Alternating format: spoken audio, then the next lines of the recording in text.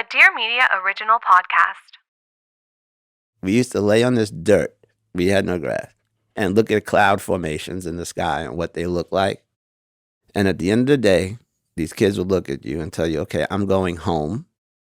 And they're referencing the shelter. But on their way out, they would look back and tell you that, thanks, today was the best day of my life ever. And I'm like, whoa, there's something about just this. I am Tony Hillery, and I am the accidental founder and CEO of Harlem Grown. No, now I'm the founder, CEO of Harlem Grown. So what is Harlem Grown? Who is Tony? And why are these moments lying in the dirt the best days of these kids' lives? This is the story of a man who finds joy and purpose in the most unexpected way. It's also a story about a different kind of gardening, the kind that nurtures and invests in children, the kind of gardening that grows people. There's a transparency and honesty in how he reflects on his journey that's kind of profound. He tells us what he got right, but also what he got wrong. He stays vulnerable. He doesn't have all the answers, and he realizes it's not about him. It's about the kids. Through this journey, Tony learns how to be a different kind of adult. And so do we. I'm your executive producer, Tracy Ellis Ross, and this is I Am America, where we meet ordinary people who are redefining their own identity, the idea of community, and the possibility of our country. These stories are beautiful, heavy, and light. They are the best of us, and they allow us to reimagine and reframe what we know about this country. Today's story is produced by showrunner Nicole Hill, and this is Tony Hillery. I get a job somewhere, in my mind, within 3 years, I should be owning this place or starting my own. I know everything from soup to nuts on how to do this business. I've always been that way. And I never take no for an answer. Tony Hillery has always wanted to be the one calling the shots. In his 40s, he started working for a limo company with a celebrity clientele. Within a few years, he went from the last person to be called out on jobs to the company's most requested driver. So he left and started his own limo service to the stars. Whenever they called, he answered day or night, no matter how inconvenient. He was stressed, he was tired, but he was a success. He bought a home for his family in the Bronx. He and his wife enrolled their 3 kids in private school. He bought himself a couple of those expensive designer suits. I was making tons of money. It afforded us a very comfortable lifestyle, amazing vacations, everything you could imagine. But then the bottom fell out with the financial crisis. In 2008, the country sank into the worst recession since the Great Depression. Millions of Americans suddenly found themselves unable to afford the futures they'd imagined, including Tony. The banks closed his line of credit, and so Tony, who was almost 50 at this point, was stuck at home with nowhere to go and nothing but time on his hands. And for the next 2 years, he focused all his energy on just one thing. Video games. Don't laugh. I know I'm a grown man, but it's a pastime. I'm with headphones and microphone talking to kids. They don't know who I am or how old I am, but I'm wiping them out. It's mindless. It's just a time suck, if you will. And it's a way to just lose yourself in something else and not think about the lost business, which is lost money and that whole track. And that's what I was trying to escape. So my wife would get up and she would go to work and I'd be on the couch playing video games at like 6:45 a.m., 7 a.m. She would get home at 7 p.m. and I'm still in my pajamas on the couch playing video games. I mean, literally all day. And she said, dude, you got to do something. I mean, this is no good. You got to do something. Because that's the kiss of death for anyone in recovery. That poor me, because now it's self-medication time. No one understands. Oh my God, there's no one to talk to. Let me go drink this, right? And that's where I kind of think my wife saw it going. And That's when she suggested, like, you gotta get off the couch, because she saw something that I didn't even see. Tony's been sober for over 30 years from an addiction to alcohol, and he's determined to stay that way. So one day I'm sitting there and I don't know, I wasn't diagnosed with depression, but I was feeling pretty down. And I said, let me do something. So I got on the subway and I got off on 135th in Lenox. The papers have been running a series on New York City public schools being in crisis. Every day, Tony's reading a new in-depth report about the poverty and neglect plaguing schools in mainly Black and brown communities. He and his wife had kept their children involved in more sports and clubs than he could keep track of. And yet he's reading that a couple miles away, in one of the richest cities in the world, kids that looked just like his were going to schools that didn't have the budget for full staff, let alone extracurriculars. He decides he wants to help. So he gets on the train and heads to Harlem, totally on a whim. When he gets off, he stumbles across the playground of PS 175. It's an elementary school. So I walked around the corner and went in and said, I'm here to see the principal. The principal came out and I said, I'm here to help. And she said, help with what?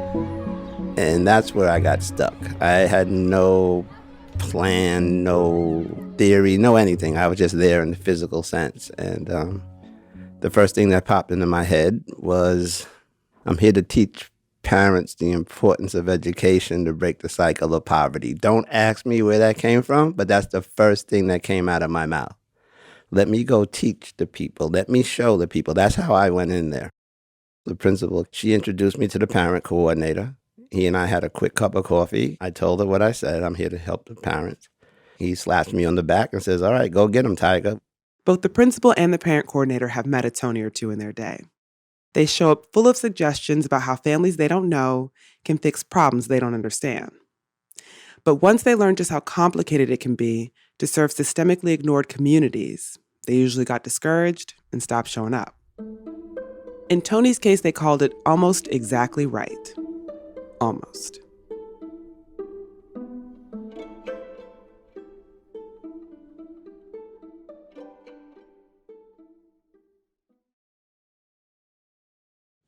Let's take a moment to talk about our sponsor, Open.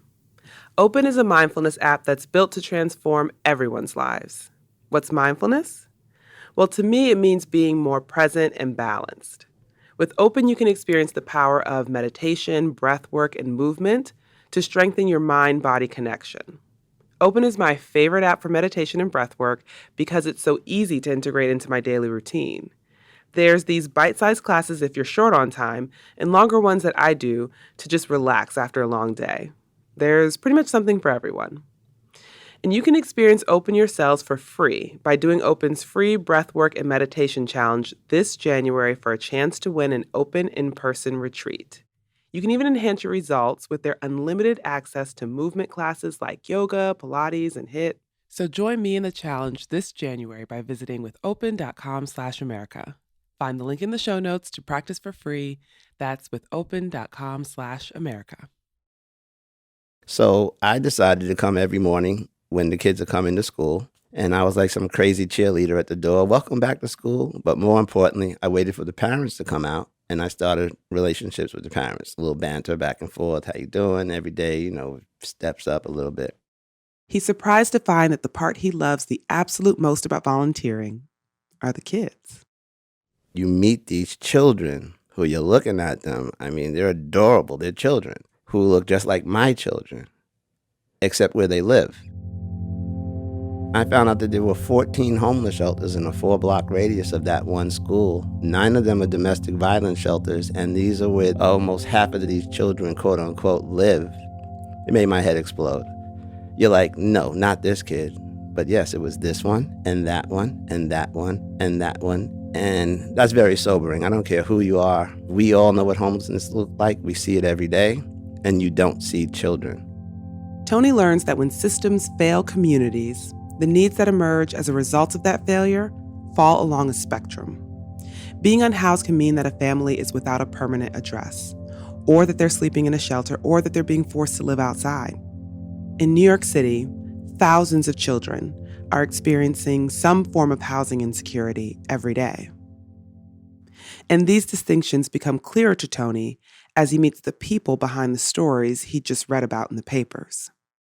It also becomes clear to him that, even though he grew up not too far away from Harlem and Queens, he lived a totally different life than the kids and families at PS 175. And his background gave him privileges that he wasn't factoring into his plan on how to help families break the cycle of poverty. My dad was a major in the Air Force, a Tuskegee Airman. Got a Purple Heart from President Eisenhower, shot down behind enemy lines and lived for 2 weeks and picked up by the Coast Guard after 2 weeks, came home with diphtheria and all this stuff. Then my dad retired and became the oldest rookie in New York City Fire Department history. I have 7 brothers and sisters, so there's 8 of us. Mom was a housewife. And we all went to private school. It was a very privileged upbringing. But everybody from grandparents, aunts, uncles, neighbors, everyone tells you every day, be like your dad, be like your dad, be like your dad. Honestly, who the heck can be like that? Talk about pressure and shoes to fill, right? So I kind of rebelled and I went the other way. I'm the first one in my family to drop out of high school and not go to college. Tony started drinking too much and getting into trouble. Years later, when he was finally ready to get sober, he had the privilege of being able to turn to his father and the rest of his family for the love, support, and financial assistance he needed to turn his life around. But Tony's not considering all that while he's volunteering and passing along advice at PS 175. He's just having fun and feeling helpful. And then, at about the 3-week mark, I was talking about some programs I had heard about, GED programs and this program, and I guess it just got tiring to this one particular parent who kind of called me on it. And it was an enlightening moment, to say the least, because I got a little informal dress down. I was told that, who you think you are? You're not even from here. What are you stressing education for? I ain't got one. I'm doing great. How do you respond to that? What do you say to a person you barely know? You just don't even know their name. You just see them every day when they're dropping their kids off. What do you say? No, you're not doing great. You can do better. Pull yourself up by your bootstrap. What do you say?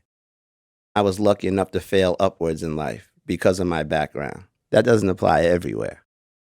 So I put my tail between my legs and I limped home wounded and my feelings were hurt.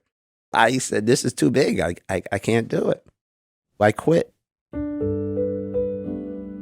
I went home and I'm telling my wife about these wasted 3 weeks that I'll never get back. And I swear to God, those kids' faces were just flashing in my head as I'm talking. A few of them in particular. He tells his wife about how the kids used to greet him in the mornings. You would think I was Barack Obama. The kids lose their mind. Mr. Tony, and they run and they hug you. And I'm like, what is that? That optimism and that happiness every day, it was infectious. And I needed that.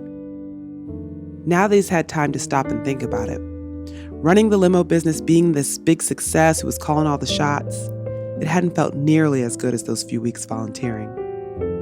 We all know the end game for someone like myself. You're going to work yourself to death, literally.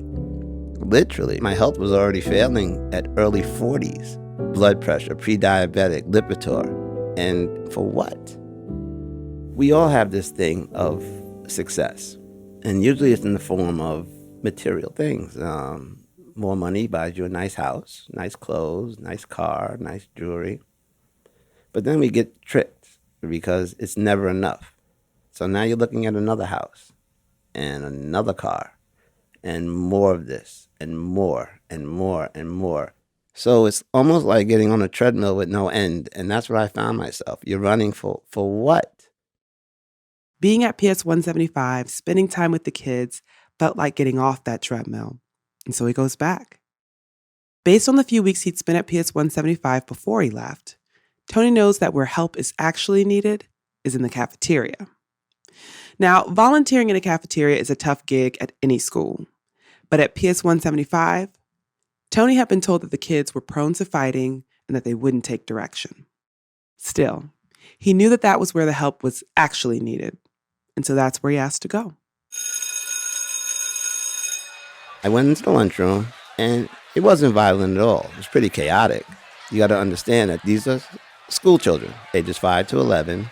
And now at one lunch period, you could have 150 to 160 kids in there. Teachers go to lunch themselves. Now you have school monitors in the lunchroom. And all these kids with no activity, no real structure, and talk about loud. One day, I got in the middle of the lunchroom, got some garbage cans. I started recycling, but just myself. In about 10 minutes, a kid came up to me and asked me, "What are you doing?" I said, "I'm recycling." He said, "Could I help you?" And I said, "Sure." That was one day. The second day, about 22 kids wanted to help. By that first week, almost the entire lunchroom wanted to help. So I'm like, wow, what do I do? So we had set up table captains, and we had every table have lunch. When that table was done, the table captain would raise their hand, and then we orderly get up and we separate the garbage.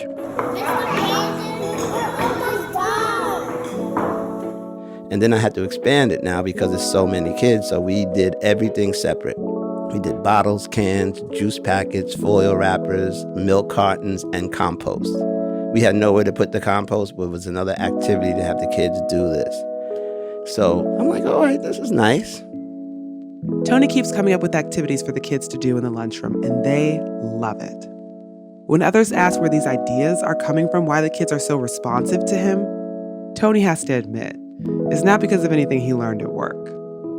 It was just being a dad, I guess. Being what you do at your house with your kids, setting up some sort of boundaries, some sort of routine.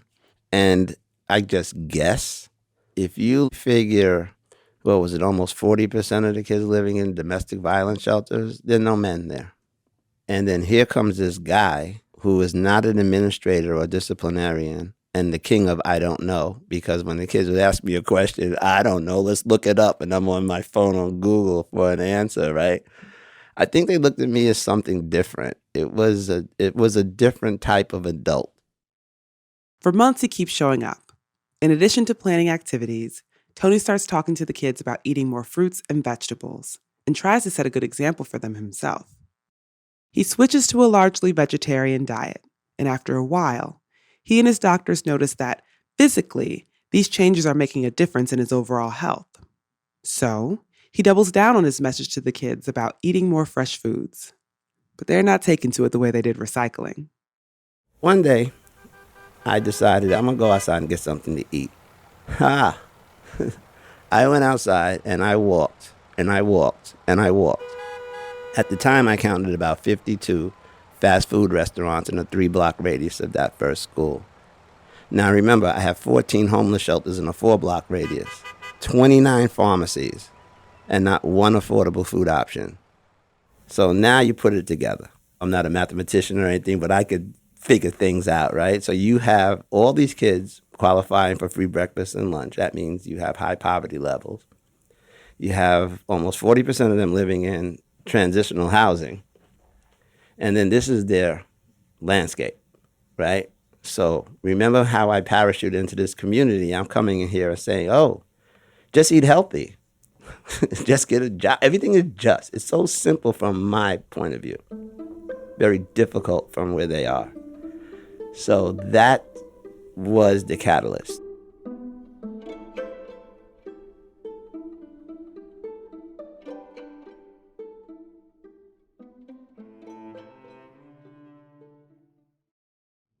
Whenever I travel to a new country where I don't speak the language, I like to brush up on the basics. And that is where Babbel is so helpful. Babbel is my go-to language learning app. It's sold more than 10 million subscriptions, which is not surprising, because with Babbel, you can choose from 14 different languages. I've practiced French, Italian, German, and Spanish on the Babbel app and the podcast.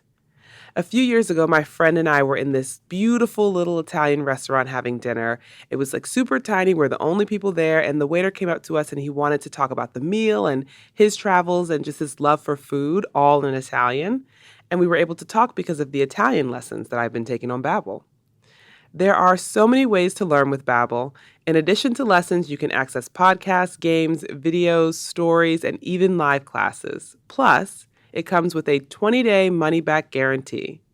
Right now, get up to 55% off your subscription when you go to babbel.com/America. That's babbel.com/America for up to 55% off your subscription. Babbel, language for life. It's been almost a year since Tony started volunteering, and now the kids really trust him.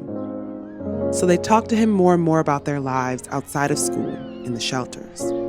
And hearing their stories makes Tony wish that he could recreate the lunchroom somewhere else, so that in between school and the shelter, the kids had a place to go that felt safe and fun and that their parents could trust. And then he spots a solution that had been right there in front of him the whole time. So, lo and behold, there was a huge community garden directly across the street from this school.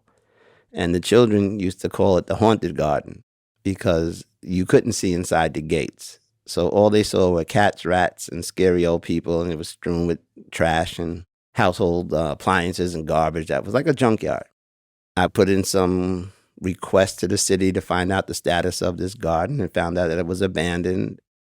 Tony completes the paperwork required to ask the city for permission to take over the lot. He doesn't have a plan for what he's going to do with it. He figures inspiration will come. A few months go by, he actually kind of forgets about it. And then here comes someone with a contract like, congratulations, you got it. And I'm like, okay, this is good. I had no idea what we were going to do with it. So in between breakfast and lunch, now I had the task of the garden. So I'd go over there and I start pulling out garbage. I call sanitation department. They agreed to come 3 times a week to pick up the debris. And the kids would be watching me from the window. Well, the next day at breakfast, hey, what are you doing over there? Well, we just got it. It's full of garbage. They're like the haunted garden. I said, yeah. So after school, those 4th and 5th graders who come and go to school on their own, they started coming over and helping. And we started taking out the trash. And then some concerned parents are like, why the kids coming home late? And they started coming over to meet this Mr. Tony. Oh, the guy from the door in the morning, the guy in the van. And then some of the parents who had some time, a couple, started helping clear it out as well. And then some of the neighbors in the buildings who are adjacent to this haunted garden, they started coming out and helping in different times, different ways, but giving me garbage bags or loaning me a broom. A couple of people came over to spend some time, and it started slowly turning into what I think the purpose of the garden was in the first place, a communal gathering spot in the middle of the city. Although it was heaped with trash and debris all over the place, you can see that very early on. It was a common goal for everyone to get this thing clean. I tell you, once we cleared out that lot, I remember like it was yesterday. We used to lay on this dirt, we had no grass, and look at cloud formations in the sky and what they look like. And at the end of the day, these kids would look at you and tell you, okay, I'm going home. And they're referencing the shelter, but on their way out, they would look back and tell you that, thanks, today was the best day of my life ever. And I'm like, whoa, there's something about just this. Once the lot is cleared, they're not really sure what to do with it next, until a little kindergartner with big glasses named Nevaeh makes a suggestion. She was in there helping me too, and she tugged on my pants leg and was like, why don't we plant something? My immediate reaction was, okay, why not? But then that's where I got stuck. What do you plant? How do you plant it? I didn't know. So we had a science teacher at the school, and I asked, what's easy? And she said, herbs. Herbs are easy. They're like weeds that taste good. We went to the local big box store, to the clearance rack, and bought 400 seedlings, all edibles, mostly herbs.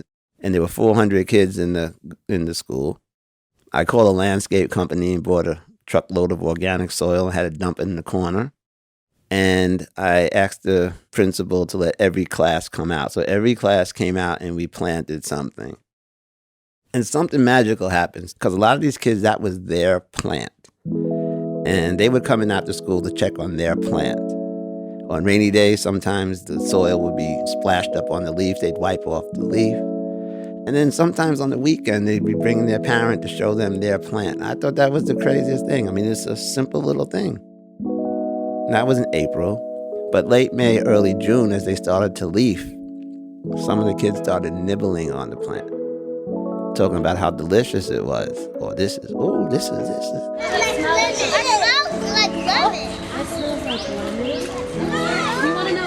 And then the kids next to them were like, no, mine is. And they started sharing those leaves. And it was like an epiphany that if a child plants it, they'll eat it. The more involved with the process they are, the more curious they become. And that pushes Tony to think beyond his original goal of just finding a safe place for them to play. Well, first things first, they love asking me questions because, again, I'm the king of I don't know. I don't pretend to know anything. And I say, let's look it up. I even reference myself as a Google gardener. So when they ask me anything pertaining to plants, I never planted anything before in my life, just like they didn't. So I don't know the answer. If something dies over there, we'll try planting it over there, right? But they'd ask me about that. And then they started asking me about what turns out to be societal questions. Like, all right, we're growing all this food here. Why can't we get this here? Why don't we have salad bars over here? How do you answer that question? There's no good answer to tell anyone, no less a child, because I'm not going to lie to them. But then again, I don't want to have them all depressed, right? So I kind of put the question back to them. I don't know. Why is that? Let's figure it out. Tony and the kids count the 52 fast food places in their neighborhood. They learn about food deserts and that they're in one because of their limited access to affordable fresh food. But now that the haunted garden actually grows food, they can do something about it. I found an eggplant! Where do you see an eggplant? Right here! We made it a youth garden. So that means all the planting are done by children. Now the maintenance of those plants are the volunteers and the community members. Then the harvest is done by the children, and then the bounty is shared by the community. That's the children's idea, because the first year we grew 38 pounds, and we started leapfrogging, and now this year it's like 6,000 pounds of organic produce. That's a lot of produce. And the kids are saying, wow, let's give it to our neighbors. And that became Harlem Grown. Today, Harlem Grown has taken over 10 abandoned lots in the neighborhood, transforming them into urban farms, complete with biodomes and greenhouses and gardens. They partner with schools and shelters to advocate for greener, more affordable food options. They partner with donors and companies to raise funds for college tuition. And they partner with nonprofits to provide after-school programming and help navigating social services. Hearing the word farming or gardening, people always go to plants. We plant fruits and vegetables, but we grow healthy children in sustainable communities. That's a big difference. So we don't focus on the vegetation, if you will. We focus on the people. When you grow people, that's a 365-day a year crop and multiple years after. It's not seasonal like vegetation. And it's the most beautiful thing I've ever done after having my own children. It's amazing, and it's still evolving. This was all things to fill in time. Selfishly, a lot my time, right? I don't want to sit at home anymore. I want to do something. But at some point, everything started blurring together. My selfish needs and these children's curiosity at everything. I had to learn to learn.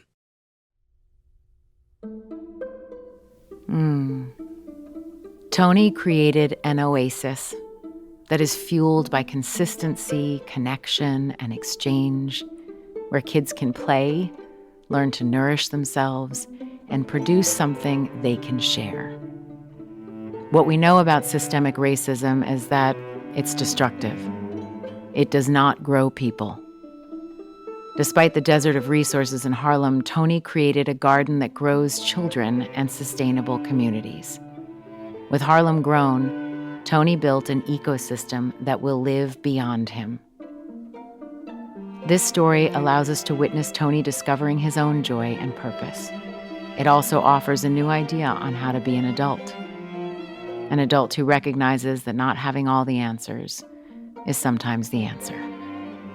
An adult who shares the curiosity of the children, creating a space for them to discover their own power and worth. I'm Tracy Ellis Ross, and I hope you enjoyed meeting Tony Hillery as much as I did.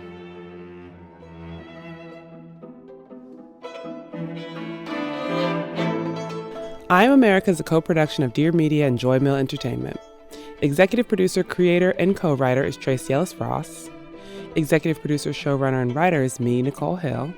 Managing producer is Asil Kabit on behalf of Dear Media. Sound design and engineering by Mitra Kaboli. Our theme song, Strum, is composed by Jesse Montgomery. Story editing is by Martina Abrams-Ilunga. Reporting and fact-checking by Siona Petros. Production assistance by Daniel Gonzalez. Executive producers are Adriana Ambrose on behalf of Joy Mill Entertainment, Brian Dobbins on behalf of Artists First, Jeff Berman and Brett Boutier on behalf of Magnet Companies, and Jocelyn Falk, Paige Pork, and Michael Bostic on behalf of Dear Media.